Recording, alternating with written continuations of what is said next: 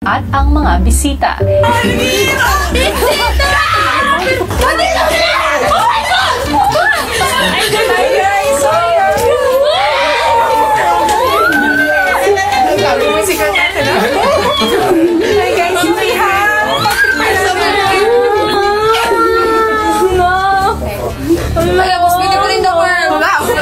Sexiest.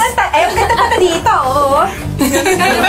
Pwede ba kami makiupo? Okay lang ba?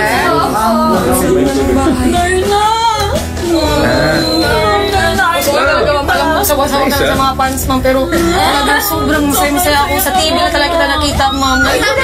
Pwede na ba natin ang gawin yung stream jacket niya? Pili ba natin sabi mo, wala. Hindi, ayoko. Pero kung komportable naman siya. Sobrang saya. As in, nakausap ko sila.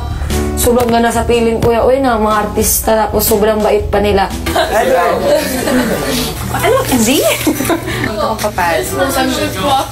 Namiss ko maghugas ng mga plato eh. Hindi nagtagal, kinailangan ng magpaalam ng bisita nila. Good luck sa inyong lahat. Nag-enjoy kami. Nakilalanin kayo. Alam ko kuya, sawang-sawa na sila sa mga fans dahil sobrang sikat nila. Pero ramdam na ramdam ko pa rin yung pagkatao nila na yung magandang kalooban nila. Bukas ka lang sabihin. Maging Darna, ma'am. Oh,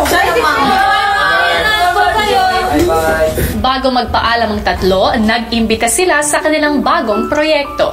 sana po, kuya, mapanood nyo rin siya. Maganda. Tungkol po siya sa pagmamahal, tungkol po siya sa relationship, tungkol po siya sa family, iba-ibang klase pagmamahal. Sure. Salamat po sa pag-invite po ulit, kuya. Maraming salamat din sa pagpapaulak at nakarating kayo rito.